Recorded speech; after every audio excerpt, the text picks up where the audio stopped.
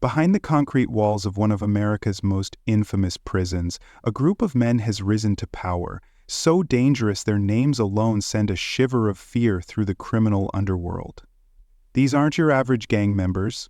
They're the ones pulling the strings, controlling everything within the confines of Pelican Bay State Prison. And their influence, it stretches far beyond these walls. But what happens when some of the most dangerous criminals become untouchable? What happens when they slip through the cracks and the system fails to stop them? Pelican Bay State Prison, known for its isolation units, its maximum security cells, and its reputation for housing some of the most notorious criminals in the United States. But here, behind its high walls, lies something much darker.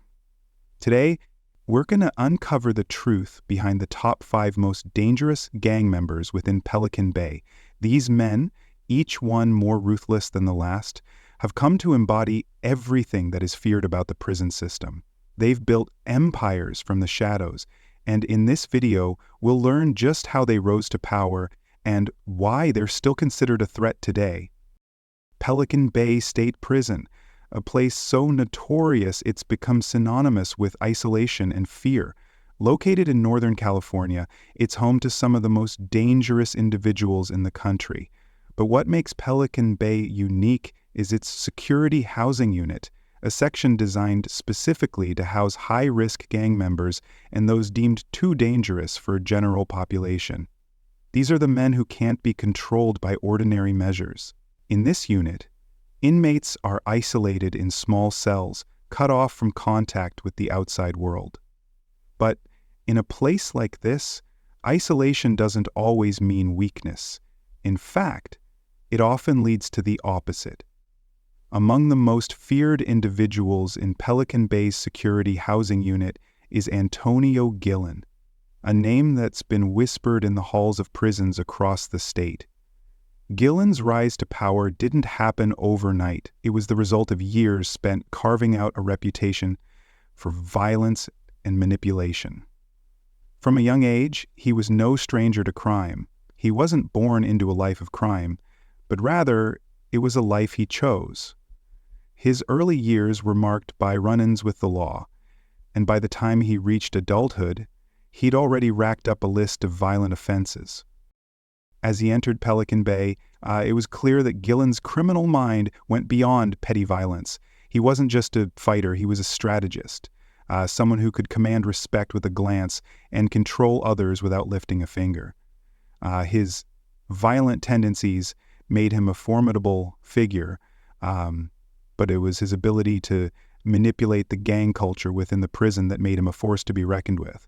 Gillen quickly became a key player in the power dynamics of the security housing unit, forging alliances and eliminating rivals with ruthless precision.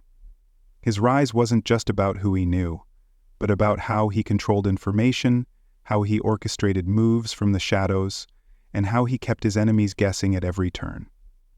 To understand the danger Gillen posed, you have to understand the prison system itself. Pelican Bay isn't like any other prison. It's a pressure cooker, a place where every decision matters, where survival depends on your ability to dominate those around you. Gillen thrived in this environment, a predator in a cage, carefully planning his every move. But even in a place like Pelican Bay, no one stays at the top forever. The role of law enforcement in prison officials is to maintain control, but when it comes to men like Antonio Gillen, control becomes a complicated, often impossible task. From the moment Gillen stepped into Pelican Bay, he became more than just another inmate. He was a leader, a mastermind working from behind bars, orchestrating his operations with a chilling level of precision. Gang leaders like him don't rely on physical strength alone. They use influence, manipulation, and the ability to work the system to their advantage. Law enforcement tried every tactic to break the grip these men had on the prison. They isolated them, restricted their communication, monitored every move. But Gillen and his cohorts found ways to work around it. They adapted, learned, and continued to spread their influence from the confines of their cells. Prison officials were constantly fighting an uphill battle. Every time they thought they had control, the gang members would find a way to resist. There were countless lockdowns, strip searches, and even communication blackouts meant to break their power. But Gillen, men like him, always found ways to reach their followers. Through letters, coded messages, or orders passed through other inmates, the operation never fully stopped. In the end, it wasn't just the prison guards who had to face the reality of the gang's power. Law enforcement found themselves struggling to outsmart men who seemed to be 2 steps ahead at every turn. Failed attempts to break these gangs became all too common. Riots erupted, uprisings spread like wildfire, and Pelican Bay became a flashpoint for prison violence. Even when the prison made attempts to isolate the most dangerous inmates, the results were often the same. Gillen, along with his fellow gang leaders, seemed to thrive in this chaos, using it to further their grip on power. These weren't just moments of violence, they were calculated, designed to remind everyone that these men could never truly be contained. But there was one thing that nobody had anticipated. One man's influence, so powerful, it made even the most high-ranking correctional officers question the strength of their control. And as the months went by, this power only grew. What started as small operations quickly turned into something far more dangerous. The question became, how far could they go before the system completely lost control? Number 5 in the ranking of the most dangerous gang members at Pelican Bay State Prison is Antonio Gillen. Antonio Gillen wasn't always the notorious figure he is today. In fact, his rise to power is a chilling reminder of how a man can transform behind prison walls. Born in the streets, Gillen's early life consists of struggles, poverty, violence, and a constant fight for survival. He wanted control, influence, and respect. And for someone like him, prison would become the perfect stage. Once inside Pelican Bay, Gillen quickly understood the rules of the game.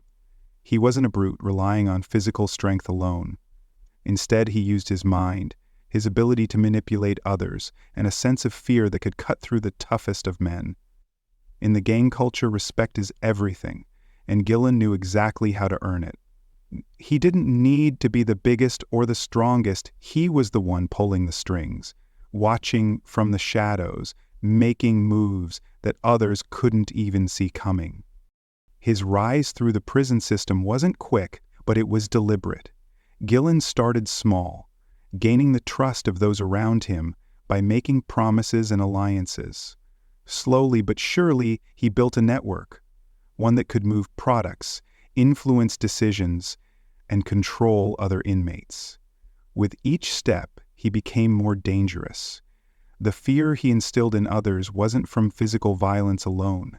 It was from knowing that defying Gillen could mean facing consequences no one wanted to experience. His influence spread quietly, like an undercurrent, until it was too late for anyone to stop him. But what also made Antonio Gillen truly dangerous was his ability to manipulate the system. He was calculating, always thinking 2 steps ahead, using every opportunity to his advantage. Prison officials tried to contain him by isolating him, but even in solitary confinement, Gillen continued to pull strings. His power didn't end with his physical presence. It thrived in the communication he maintained with others. Letters, coded messages, and word of mouth. Gillen was always in control. The truth is, men like Antonio Gillen are dangerous because they know how to play the system. They use their intellect, their ability to manipulate, and their knowledge of human nature to stay in power. And for those trying to break that power, it's not just a matter of locking them up. It's about understanding the mind of a man who is always 1 step ahead. Number 4 in the ranking of the most dangerous gang members at Pelican Bay State Prison is Ronnie Dewberry. Known for his sheer strength, but also for a mind as sharp as a blade, Dewberry's reputation in the prison system is terrifying. Born into harsh conditions, Dewberry's time in Pelican Bay has been marked by years of solitary confinement, born into numbers of suicides for 22.5 hours a day. He is allowed out only for brief moments of exercise in a concrete cage and to shower 3 times a week. Despite the conditions, he has remained a powerful force, not just because of his physical abilities, but because of his control over people, even from behind the walls of his cell. What most don't realize is that Dewberry isn't in the security housing unit for violence against other inmates. In fact, his years of solitary confinement stem from accusations tied to his alleged gang affiliation, his political views, and even something as minor as possessing a Black history scrapbook. These accusations were enough to label him an active gang member, an offense in itself, even without any direct evidence of criminal behavior. His solitary confinement wasn't just a punishment. It was part of a system designed to break people who, like Dewberry, dared to challenge it. While locked away, Dewberry's influence over the prison system has only grown. He's not just some prisoner forgotten by the outside world. Dewberry has been a key figure in prison hunger strikes, 2 of them, in fact, where thousands of inmates protested the torturous conditions of long-term solitary confinement. These hunger strikes, which lasted for weeks at a time, shook the foundation of the California prison system. Dewberry, though stuck in his small cell, was the driving force behind these protests. His mind, focused on justice for inmates, was a weapon far stronger than any physical strength could be. Even now, as he remains locked in isolation, the question on many minds is, what could Dewberry accomplish if he were ever released? His network still thrives, and his influence endures, even from the confines of a cell.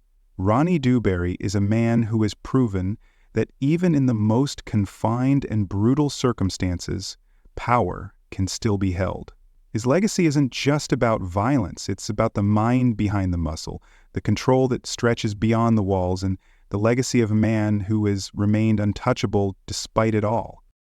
Number 3 in the ranking of the most dangerous gang members at Pelican Bay State Prison is Todd Ashker. Todd Ashker is a former leader of the Aryan Brotherhood, AB, gang within California's prison system, and more notably, a figure who played a central role in Pelican Bay State Prison's infamous security housing unit.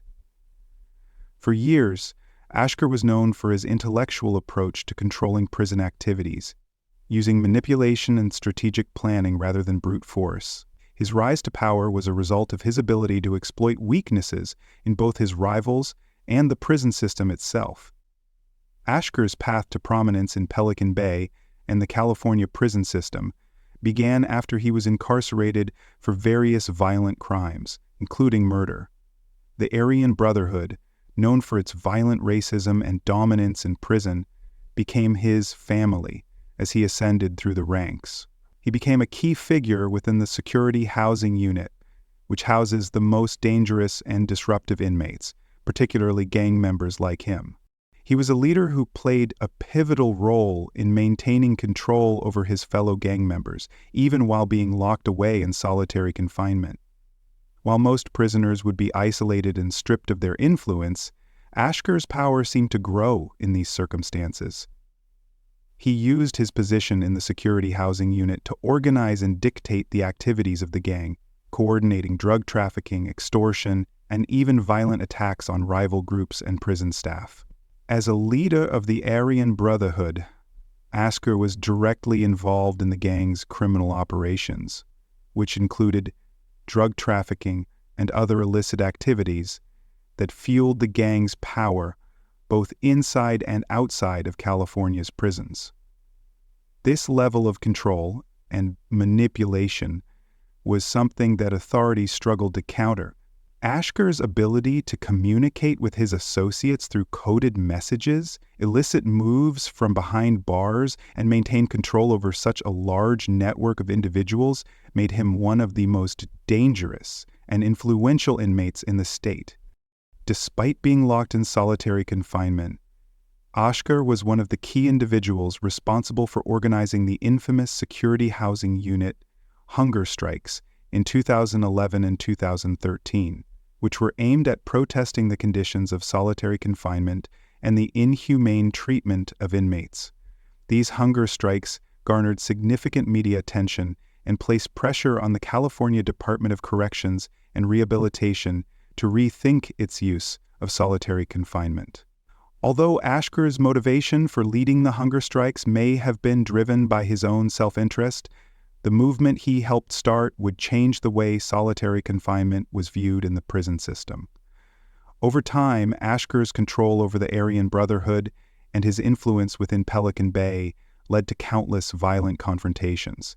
He used his intellect to outsmart prison authorities, creating a network of loyal supporters who executed his orders without hesitation. However, Oshkar's manipulation and ruthlessness made him a target for law enforcement and rival gang leaders alike. Despite his eventual transfer to a different facility, Oshkar's legacy within Pelican Bay remains one of cunning and control. His ability to dominate the prison system from within solitary confinement is a testament to his power and his ability to manipulate those around him. To this day, he is considered one of the most dangerous men ever to have lived inside Pelican Bay's walls, not just because of his violent acts, but because of the complex, calculating mind that drove them. Number 2 in the ranking of the most dangerous gang members at Pelican Bay State Prison is Ronald Yandel, a leader within the Aryan Brotherhood. Yandel's criminal history is marked by extreme violence and audacious escape attempts.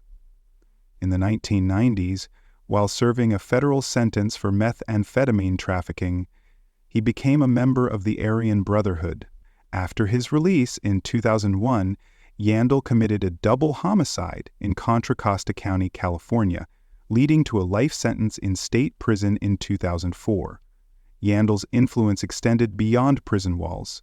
He orchestrated multiple murders, including that of Hugo Pennell, a reputed leader of the Black Guerrilla Family Gang. Pennell, infamous for his role in a failed 1971 escape attempt that resulted in the deaths of prison guards, was killed under Yandel's orders shortly after being moved out of isolation. In April 2024, a federal jury convicted Yandel of murder in the aid of racketeering, conspiracy to commit murder, and drug trafficking offenses. He was found guilty of orchestrating hits on inmates and coordinating substantial heroin and methamphetamine trafficking operations from within the prison.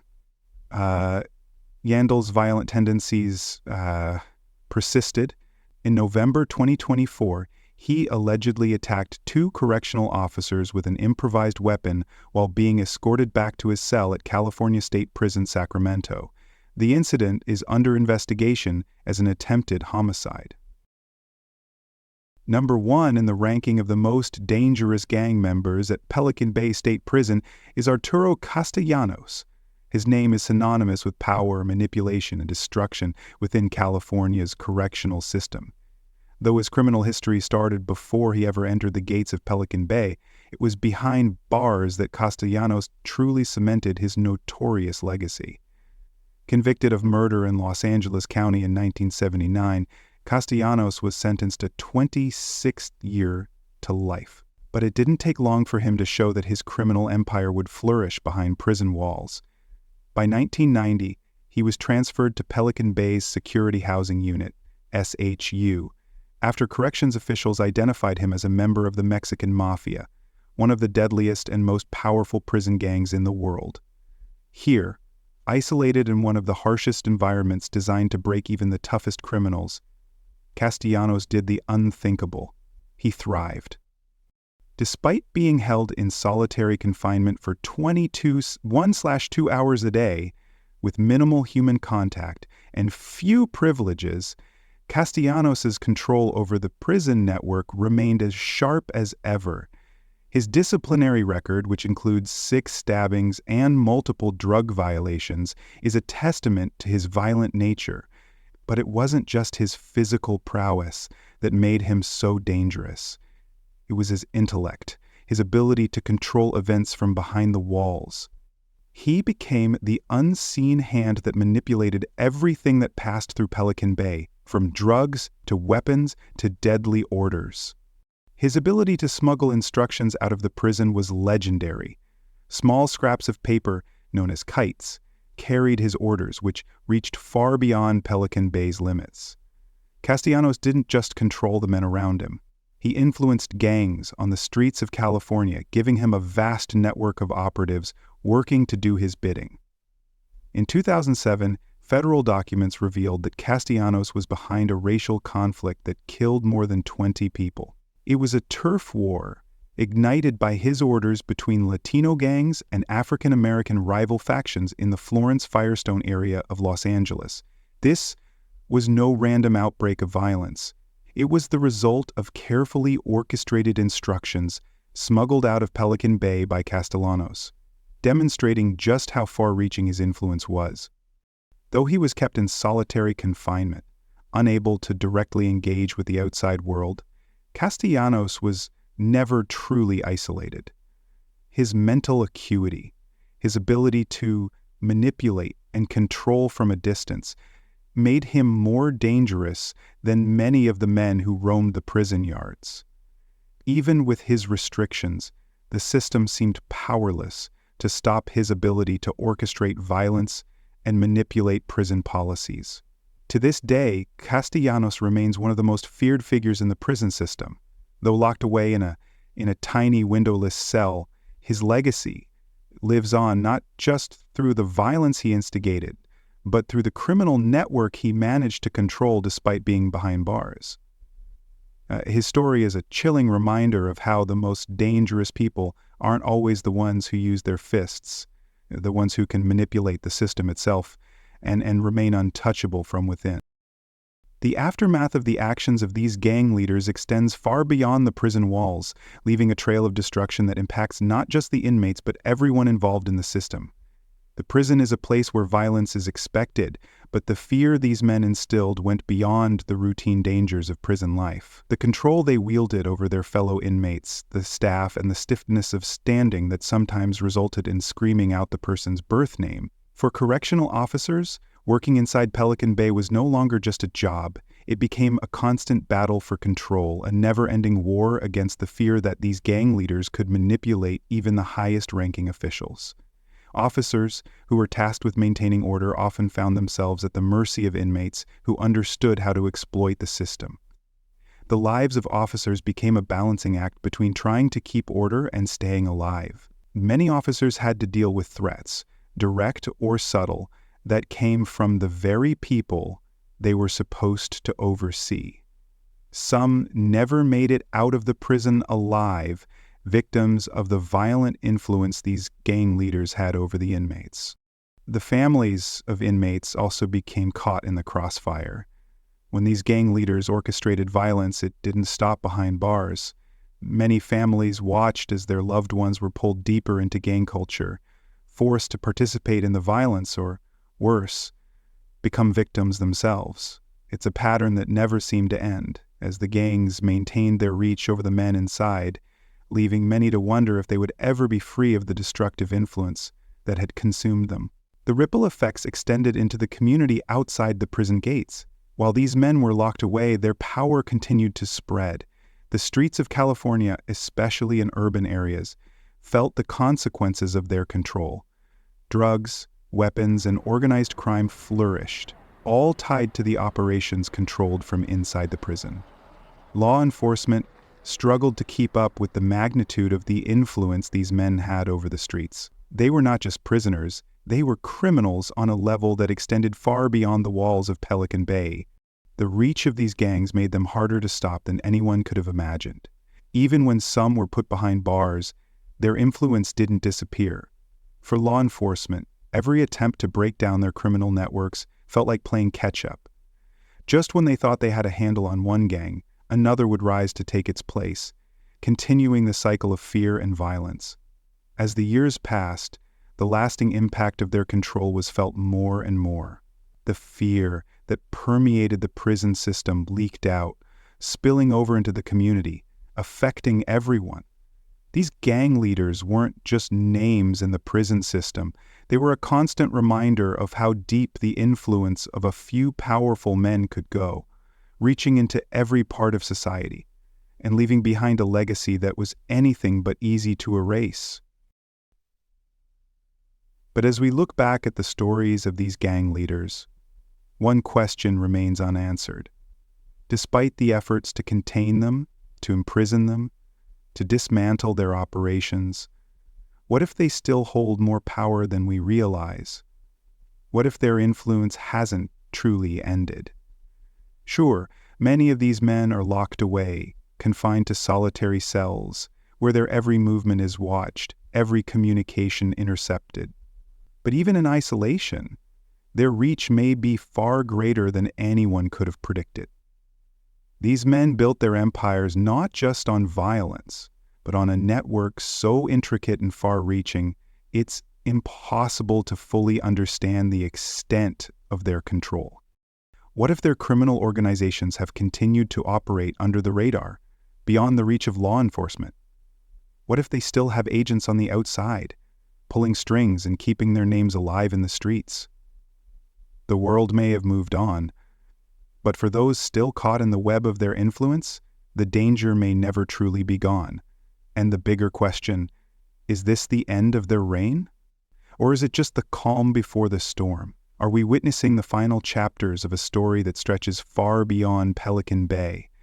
Or are we simply waiting for the next move in a battle that's been raging in the shadows, unseen by the public eye? The truth is, we may never know the full extent of their power, and that uncertainty, that lingering question, may be the most terrifying thing of all. So, which of these gang leaders do you think is the most dangerous? Was it their violence, their manipulation, or something else entirely that gave them so much power? Do you believe their influence is still alive today, hidden in plain sight, waiting for the right moment to strike again? Let me know your thoughts in the comments below. I'm eager to hear your theories on the true extent of their power and whether we've really seen the end of their reign. If you found this deep look into one of the most notorious criminal networks interesting, make sure to like the video, and don't forget to share it with others who are just as fascinated by the dark side of the prison system and the true crime world. For more content like this, be sure to subscribe. You won't want to miss the next story.